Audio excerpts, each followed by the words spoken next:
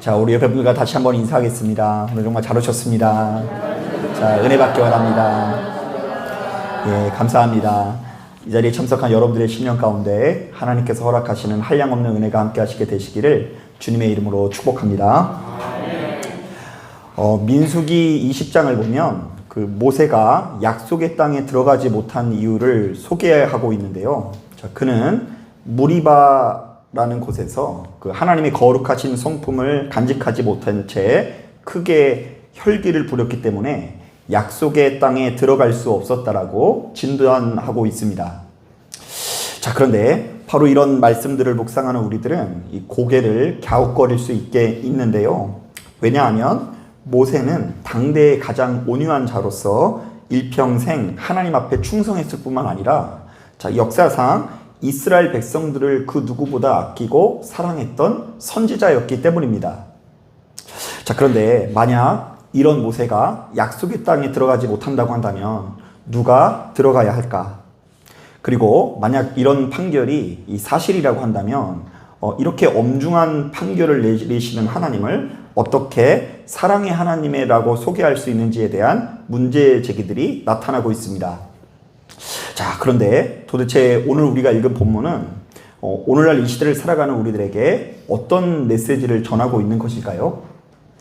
자, 오늘 우리가 읽은 이 본문을 제대로 이해하기 위해서는 그 무엇보다 먼저 이스라엘 백성들이 지금 경험하고 있는 위기가 철저히 물의 위기라는 것을 주목해야 되는데요. 자, 왜냐하면 애굽이라는 나라는 본디 나일강이라는 거대한 물줄기가 생명의 젖줄 역할을 하는 나라였기 때문입니다. 사실 당시만 하더라도 그 나일강 일대에는 특정 기간 동안 엄청난 폭우가 내렸거든요. 자, 그래서 이제 폭우가 내려서 정기적으로요, 이 강물이 범람을 했는데요. 자, 바로 이때 범람한 강물을 통해 그 강물에 있는 풍부한 영양분들이 그 토지에 스며들었고, 자, 이로 인해 애굽은요, 그 어떤 나라보다 비옥한 토지를 소유하게 되었습니다. 자, 바로 이 땅은요, 그래서 이제 뭐만 뿌리기만 하면 풍년이에요. 자, 강물에 있던 영양분이 토지로 스며들어서 이 전 세계에서 가장 큰 옥토가 된 것이죠. 자, 그래서 이제 그 일대가 다 가난한데 정기적으로 일어나는 홍수로 인해서 애굽은 세계 최고의 강대국이 될 수 있었던 것입니다. 자, 그러니까 애굽에서 물은 그 자체가 신의 축복이자 능력이었는데요. 자, 그도 그럴 만한 것이 그들은 큰 홍수가 일어날지라도 더 풍요로운 삶을 살고 훨씬 더 부유한 나라가 될 수 있었기 때문입니다. 자, 바로 이런 차원에서 르비딤이라는 곳에 도착한 이스라엘은 크게 당황스러울 수밖에 없었는데요. 자, 왜냐하면 바로 그곳에는 대지를 촉촉히 적실 만한 큰 강은커녕 마실 물조차 보이지 않았기 때문입니다. 자, 방금 전에 말씀드린 것처럼 애굽은 철저히 무슨 나라였다고요? 물의 나라였어요. 자, 바로 그곳에서 물은 그 자체가 신의 축복이자 능력입니다. 자, 그렇다면 바로 이런 애굽에서 무려 400년 동안 살아오던 이스라엘 백성들은 지금 눈앞에 펼쳐진 상황이 어떻게 느껴졌을까요? 자, 일단 표면적으로는, 이 현실적으로는 눈앞에 보이는 모든 생명체가 멸절당할 위기처럼 느껴졌고요. 더 나아가서는 자신들이 섬기고 있는 신의 은총이 완전히 끊어진 것처럼 느껴질 수밖에 없었던 것입니다. 자, 그래서일까요? 오늘 우리가 읽은 이 본문을 보면 불안감에 사로잡힌 이스라엘 백성들과 모세 사이에 큰 다툼과 분쟁이 일어나게 되는데요. 자, 이것은 단순히 이스라엘 백성들이 모세에게 일방적으로 공격했다는 것이 아니라 쌍방이 서로 평정심을 잃어버리고 서로 간에 큰 전쟁을 치르게 되었다는 의미입니다. 실제로 성경은 이 르비딤이라는 지역을 이후로부터는 무리바 내지는 마사라고 부르는데요. 자, 이 단어들의 뜻이 다투다, 분쟁하다, 전쟁을 치른다라는 의미입니다. 자, 어쨌든 바로 이 다툼과 분쟁의 한복판에서 모세는 하나님께 부르짖으면서 도우심을 요청하는데요. 자, 왜냐하면 지금 이스라엘과 모세 사이의 싸움은 좀처럼 진정되지 않은 채 점점 더 고조되었기 때문입니다. 자, 실제로 4절을 보니까 두려움에 사로잡힌 모세가 이렇게 기도합니다. 자, 내가 이 백성에게 어떻게 하리이다. 어떻게 하리이까? 그들이 조금 있으면 내게 무엇을 던지겠다고요? 돌을 던지겠나이다. 자, 이것은요, 좀 있으면 자신이 죽을 것 같으니 이런 나를 외면하지 말고 제발 좀 도와달라는 청원인 것입니다. 자, 그러자 하나님께서는 바로 이러한 모세를 외면하지 않고 크게 두 가지 응답을 주시는데요. 자, 이 응답을 우리는 주목해 볼 필요가 있어요. 자, 지금 우리 아직 시작도 안 했는데 지금 눈꺼풀이 무거워지고 전반적으로 무거워지는데 여러분 잘 보세요. 먼저 우리 5절 말씀 같이 한번 읽어보겠습니다. 시작. 여호와께서 모세에게 이르시되 백성 앞을 지나서 이스라엘 장로들을 데리고 나일강을 치던 내 지팡이를 손에 잡고 가라. 자, 지금 모세는 큰 다툼으로 인해서 두려움에 사로잡혀 있죠. 이 두려움에 사로잡힌 모세가 기도할 때, 자, 너는 무엇을 잡고 가라고요? 예, 근데 그냥 지팡이가 아니라 1절에 네가 나일강을 치던 지팡이를 손에 잡고 가라고 명령하십니다. 자, 우리는 여기서 이 나일강을 치던 내 지팡이라는 말에 동그라미를 쳐야 하는데요. 자, 1절에 우리 하나님께서 애굽에 10가지 재앙을 내리실 때, 자, 모세가 자신의 지팡이로 나일강을 치자 그 나일강이 무엇으로 변합니까? 예, 피로 변하죠. 자, 그러자 나일강의 고기가 죽고 그곳에서 악취가 났다고 하는데요. 자, 이것은 생명의 근원이었던 강이 죽음의 근원으로 바뀌는 장면으로서 성경은 바로 이 장면을 통해 우리에게 이런 메시지를 전하는 거예요. 자, 봐라. 온 열방을 이롭게 하고 살리는 것은 너희가 섬기는 물의 신이 아니라 누구시다? 하나님이시다. 자, 나일강의 신이 하피와 오시리스라는 신인데요. 자, 하피와 오시리스라는 나일강의 신은 결국 하나님 앞에 무릎을 꿇고 복종할 수밖에 없었다. 자, 그렇다면 하나님께서 지금 모세에게 나일강을 치던 내 지팡이를 잡으라고 명령하신 것은, 그것을 잡고 가라고 명령하신 것은 크게 두 가지로 해석해 볼 수 있는데요. 자, 첫째, 너희는 지금 물이 없어서 큰 두려움에 사로잡혀 있지만 하나님께서는 애굽의 모든 물줄기를 다스리시는 하나님이시니 너희는 두려워하지 말고 이스라엘 백성에게 담대한 마음으로 나아가라는 의미인 것입니다. 자, 너희는 두려워하지 말고 담대하게 나가라. 물 없는 게 뭐가 대수냐? 그 물을 다스리는 분이 누구시라고요? 하나님이시다. 나일강을 하나님께서 치시지 않았느냐? 그런가 하면 이렇게 해석해 볼 수 있어요. 자, 네가 지금 두려운 건 알겠는데 네가 더 어렵고 힘들 때에 하나님께서 함께 해주신 것을 잊지 말라는 의미로서 어떤 경우에도 내가 너와 함께하니 너는 두려워하지 말고 이스라엘 백성에게 담대한 마음으로 나아가라는 의미로 해석할 수가 있는 거예요. 자, 그러니까 두렵고 힘들수록 무엇을 가지고 나가야 돼요? 지팡이를 가지고 나가야 되는 것입니다. 자, 계속해서 6절 말씀을 보니까 우리 하나님께서 이스라엘 백성들에게 이런 조언을, 모세에게 이런 조언을 하시는데요. 자, 우리 다 같이 6절 말씀 같이 한번 읽어보겠습니다. 시작. 내가 호렙산에 있는 그 반석 위에 거기 내 앞에 서리니 너는 그 반석을 치라. 그것에서 물이 나오리니 백성이 마시리라. 모세가 이스라엘 장로들의 목전에서 그대로 행하니라. 자, 많은 분들이 이 말씀을 볼 때 그 모세가 무엇을 쳤다는 것만 기억하죠? 반석을 쳤다는 것만 주목하죠. 그런데 진짜 중요한 건 호렙산이라는 말이에요. 우리 호렙산이라는 말에 동그라미를 쳐야 돼요. 자, 여러분 왜 여기서 이 호렙산이라는 것이 중요하냐면요. 사실 이 호렙산은 그 모세뿐만 아니라 이스라엘 백성들에게 굉장히 중요한 장소인데요. 자, 호렙산 내지는 신의 산은 하나님께서 임재하신 장소로서 일단 모세가 처음으로 하나님을 만나 소명을 받은 장소이고요. 훗날 하나님과 깊은 교제 가운데 십계명과 율법을 내려받은 장소이기도 합니다. 자, 그렇다고 한다면 본문에 나오는 명령은 모세로 하여금 반석을 쳐서 물을 만들어내라는 요구이기도 하지만, 자, 그와 동시에 어떤 의미가 있을까요?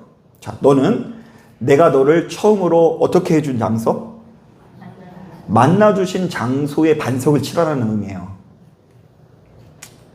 자, 내가 너를 처음으로 만나준 장소, 내가 너와 깊은 교제를 나눈 장소를 잊지 말고 그곳에서 충분히 교제하라는 명령으로 우리는 이 말씀을 해석할 수 있는 것입니다. 자, 저는 바로 이 말씀을 묵상하는 중에 문득 창세기 34장부터 35장의 말씀이 기억이 났는데요. 자, 말씀을 보면 이 야곱의 가문이 큰 공경에 처하게 되는데요. 그 야곱이 그 양을 치는 목자인데도 불구하고 그 아들들이 굉장히 다혈질이었던 것 같아요. 그 야곱의 딸 디나가 그 강간을 당하니까 그의 오라비 시므온과 레위가 각기 칼을 가지고 이제 세겜성에 잔입을 해서 간밤에 자고 있는 그 도시의 사람들을 모조리 도륙해버리고요. 그리고 그 성에 있는 이 재산들을 이렇게 가게 됩니다. 자, 그런데 이 다혈질인 그 아들들은 굉장히 시원할지 모르겠지만 그 노련한 야곱 입장에서는 이게 너무 어리석은 행동인 거예요. 왜냐하면 당시만 하더라도 이 야곱의 가문은 너무나 소수였고 학살당한 원주민들은 절대 다수였기 때문입니다. 자, 그렇기 때문에 만약 원주민들이 하나가 되어서 야곱을 치게 되면, 자, 야곱의 가문도 지금 뼈도 못 추릴 상황 아니겠습니까? 자, 그래서 큰 두려움에 사로잡힌 야곱은 그날 밤 하나님께 간구하며 기도하는데요. 자, 바로 그때 하나님께서 이렇게 말씀하십니다. 자, 한번 따라해 보겠습니다. 너는 일어나 베델로 올라가라. 자, 그런데 이 베델이라는 곳이 어떤 장소예요? 야곱이 하나님을 처음으로 만난 장소이자 하나님께서 살아계시다라는 것을 깨닫게 된 장소를 의미합니다. 자, 그러니까 우리 하나님께서는 두려움에 사로잡힌 야곱에게 바로 이 베델에 가서 충분히 기도하면서 너의 중심 가운데 있는 그 두려움을 다스리라고 명령하신 것이죠. 자, 비슷한 말씀이에요. 지금 하나님께서 지금 그냥 동네 뒷산에 있는 반석을 치라고 하신 게 아니라, 이제 사실 하나님의 능력으로 따지자면 어느 반석이나 다 치기만 하면 물이 터지겠죠. 그런데 굳이 어디에 있는 반석이요? 호렙산에 있는 반석으로 인도하신 것은 그곳에 가서 내가 너를 처음 만나줬을 때의 그 하나님의 임재를 또다시 경험하기 위해서 노력하라라는 의미인 것입니다. 자, 그렇다면 우리는 이 본문에 나온 내용들을 이렇게 요약해 볼 수 있을 것 같아요. 자, 첫째, 너는 설령 온 대지를 풍요롭게 하는 나일강은 없을지라도 바로 그 나일강을 다스리고 지배하시는 하나님을 바라보라. 자, 복의 근원은 물이 아니라 누구시다? 하나님이시다. 자, 두 번째, 너는 지금 사방이 적대자이고 너에게 돌을 던지는 사람으로 인해서 큰 공경이나 두려움에 사로잡혀 있을지라도 우선 호렙산에 올라가서 하나님과 친밀히 교제하는 시간을 가져라. 자, 격동한 마음을 다스리고, 정말로 격동한 마음을 우리가 하나님 앞에 다 내려놓게 될 때에 바로 그 순간 진정으로 하나님의 약속의 땅을 누릴 수 있다라고 말씀해 주고 계신 것입니다. 자, 그런데 안타깝게도 모세는 지팡이를 들고 나가서 물을 얻는 데는 성공하지만 호렙산에 올라가서 자신의 격동된 마음을 다스리는 데는 성공해요? 실패해요? 예, 실패합니다. 너무 화가 나서. 그래서 하나님께서 호렙산에서 분명히 마음을 다스려야 약속의 땅을 누릴 수 있다고 했는데, 그 호렙산에 올라가서 지팡이를 들고 가긴 했는데 그 지팡이를 가지고 반석에다가 엄청나게 성질을 내면서 때렸던 것 같아요. 자, 그래서 민수기 20장을 보니까 하나님께서 모세에게 이렇게 말씀하십니다. 너희가 나를 믿지 아니하고 이스라엘 자손의 목전에서 내 거룩함을 나타내지 아니한 고로 너희는 이 회중을 내가 그들에게 준 땅으로 인도하여 드리지 못하리라. 자, 우리는 여기서 약속의 땅이 무엇인지를 좀 제대로 알아야 하는데요. 자, 바로 이것은 1차적으로 물론 적과 꿀이 넘쳐 흐르고 먹을 것이 풍부한 가나안 땅을 의미하기도 하지만, 자, 궁극적으로는 하나님의 백성이 이 땅에서 누려야 하는 하나님의 나라를 의미하기도 하죠. 자, 약속의 땅이 뭐라고요? 하나님의 나라예요. 그래서 그렇게 해석을 해야지만 이 신약 성경에 나와 있는 예수님의 말씀이 이해가 될 수 있어요. 그냥 먹을 것이 풍부한 땅이 아니라 하나님과 동행하면서 기쁨과 평안을 누리는 땅이 약속의 땅이에요. 자, 바로 이런 관점에서 우리가 성경을 묵상해 보면 이스라엘 백성들이 약속의 땅을 차지하는 과정에서 언제나 가장 중요한 것은 군사력이 아니라, 무기가 아니라 하나님과의 관계인데요. 즉 하나님과의 관계가 좋으면, 친밀하면 모든 전투에서 승리해서 하나님의 나라를 차지하고요. 하나님과 좋지 못한 관계를 맺으면 결단코 하나님의 나라를 누리지 못하고 광야에서 방황하는 이스라엘을 보게 됩니다. 자, 실제로 로마서 14장을 보면 사도 바울은 바로 그 약속의 땅을 이렇게 새롭게 정의하면서 해석을 합니다. 자, 우리 한번 따라해 보겠습니다. 하나님의 나라는 먹는 것과 마시는 것이 아니요 오직 성령 안에 있는 의와 평강과 희락이라. 여러분, 지금 오늘 예배를 드리시는 여러분들의 심령은 어때요? 지금 약속의 땅을 차지하신 것 같아요? 아니면 아직 차지하지 못한 것 같아요? 하나님의 나라를 충분히 누리셨습니까? 아니면 하나님의 나라를 아직도 못 누리고 있는 것 같아요? 어쩌면 우리도요, 복의 근원 되신 하나님이 아니라 애굽 사람처럼 물줄기를 따라서 어디 비구름이 있나 하면서 따라다니는 인생일 수 있고요. 어디에 강물이 흘러넘치나 그냥 물 찾아 산만리일 수도 있고요. 그리고 진짜 우리 하나님께서 허락하시는 복은 하나님과 친밀히 교제하는 것인데, 하나님과 친밀히 교제하는 그 교제의 끈을 조금도 붙들지 못하고 세상에서 이 허망한 마음을 달래고자 사방을 유리하고 있을지도 모른다는 생각이 들기도 합니다. 자, 그러면 제 아무리 모세일지라도, 제 아무리 훌륭하고 탁월한 선지자일지라도 하나님의 나라에 들어갈 수 있다 없다? 없다. 목사일지라도, 장로일지라도, 권사일지라도 복의 근원 되시는 하나님을 알지 못하고 복의 근원 되신 하나님과 충분히 교제하지 못한다고 한다면 약속의 땅에 들어갈 수 없다라는 것을 성경은 우리들에게 클로즈업하고 있는 것입니다. 자, 사랑하는 여러분, 저는 이제 성령 강림 절기를 맞이해서 우리 예진교회 성도님들에게 이와 비슷한 권면을 드리고자 합니다. 자, 우리가 이 세상을 살다 보면 때로는 사방이 꽉 막힌 것 같고 그야말로 그 어떤 희망이 보이지 않는 것처럼 느껴질 때가 사실은 많이 있죠.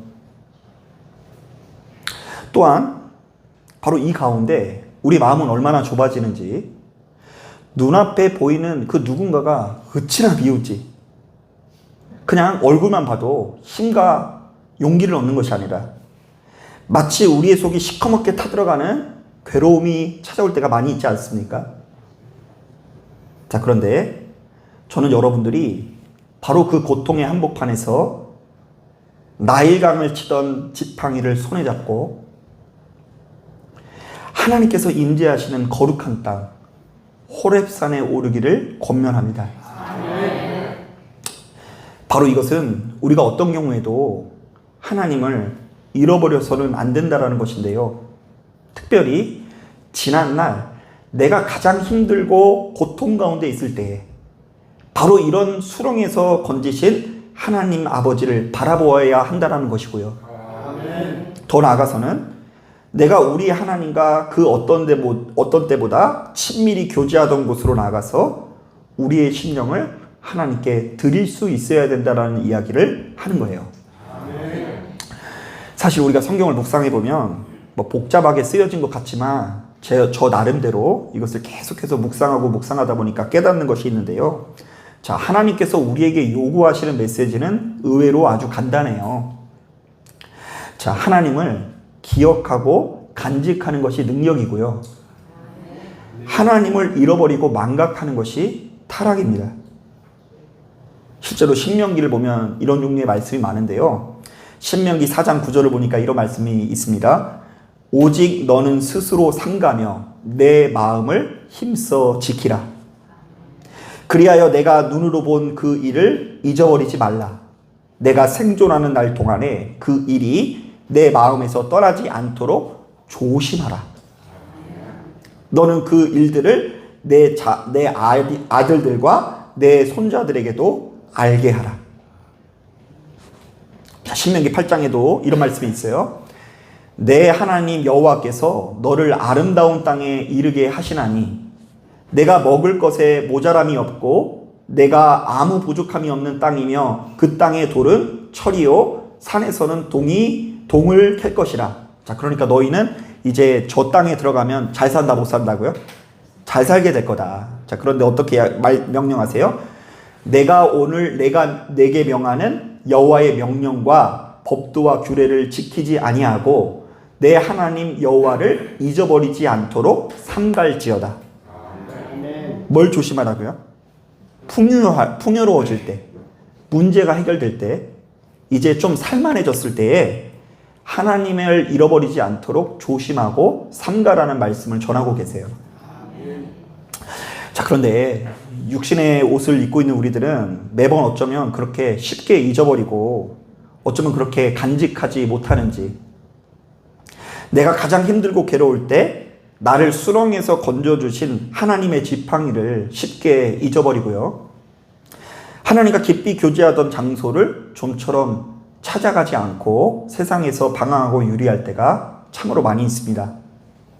자, 그러니까 엄연히 따졌을 때 우리는요, 하나님께서 복을 주시지 않은 것이 아니라 하나님께서 복을 주셨다는 것을 기억하지 못하는 것이 문제인 거예요. 자, 복이 어디 있을까?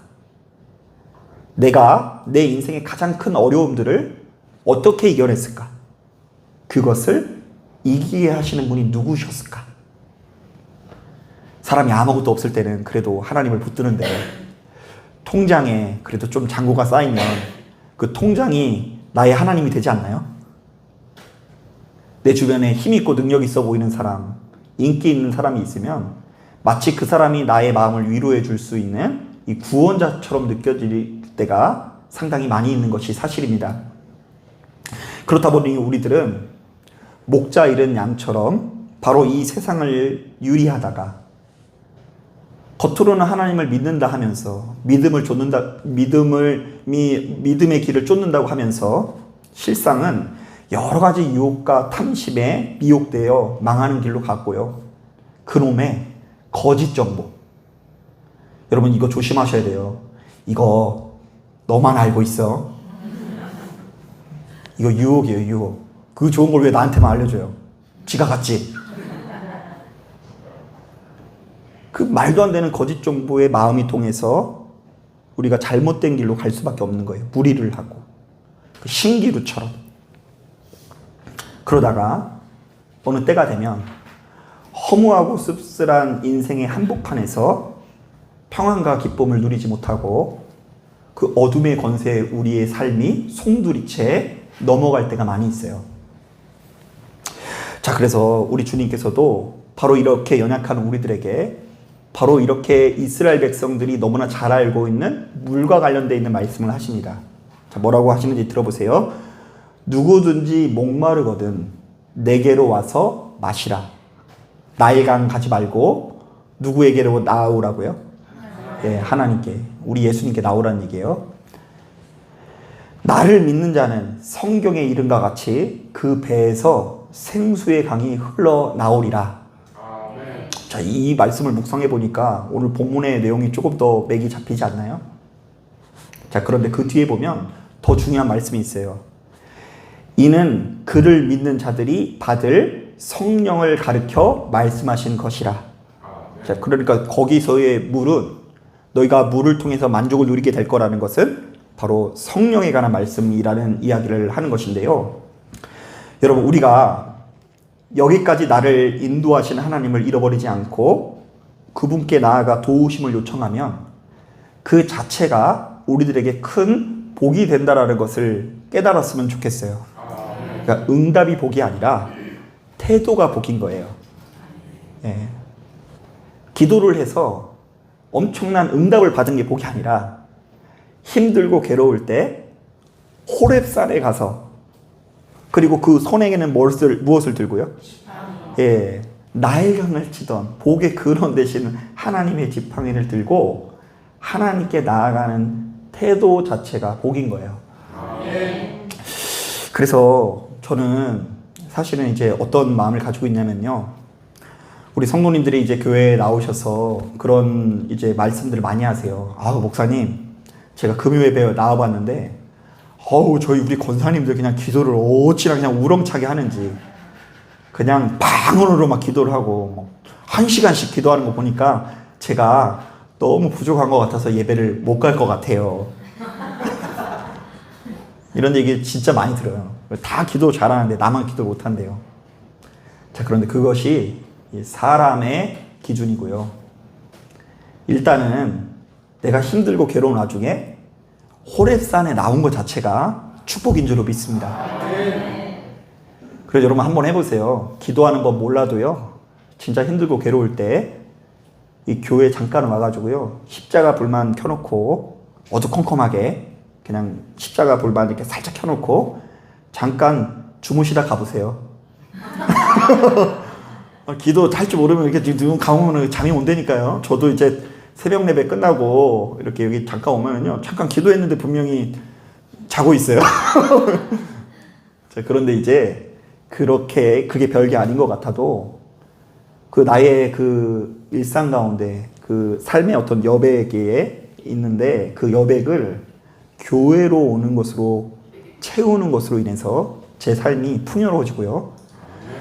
와서 뭐 졸더라도 그 잠깐 와가지고 그 하나님의 이름을 부르고 찾는 자세가 잃어버릴 때 내 마음의 길을 잃어버리고 힘겨움을 경험할 때가 많이 있어요.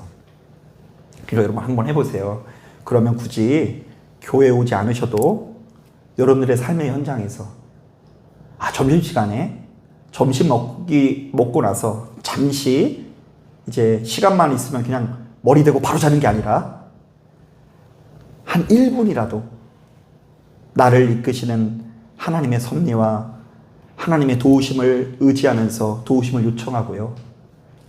하나님께서 이전에 나를 가장 힘들고 어려울 때 정말로 건지시고 이기셨다라는 어떤 그 믿음의 확신을 간직하고 그 하나님의 이름을 붙들 때 여러분들의 인생이 훨씬 더 족과 꿀이 넘치는 약속의 땅과 같은 인생이 될 줄로 믿습니다.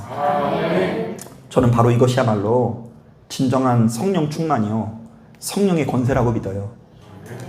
가만히 보면 이제 목회를 하다 보니까 이전에는 박수를 막 크게 치고 막 목소리를 크게 내고 이러는 것이 성령 충만으로 알았는데요, 그런 사람 중에도 족과 꿀이 넘쳐 흐르지 않는 사람들 많이 있더라고요. 목소리 커도 삶이 더 고통스럽고 죽어가는 사람 많이 있을 수 있어요.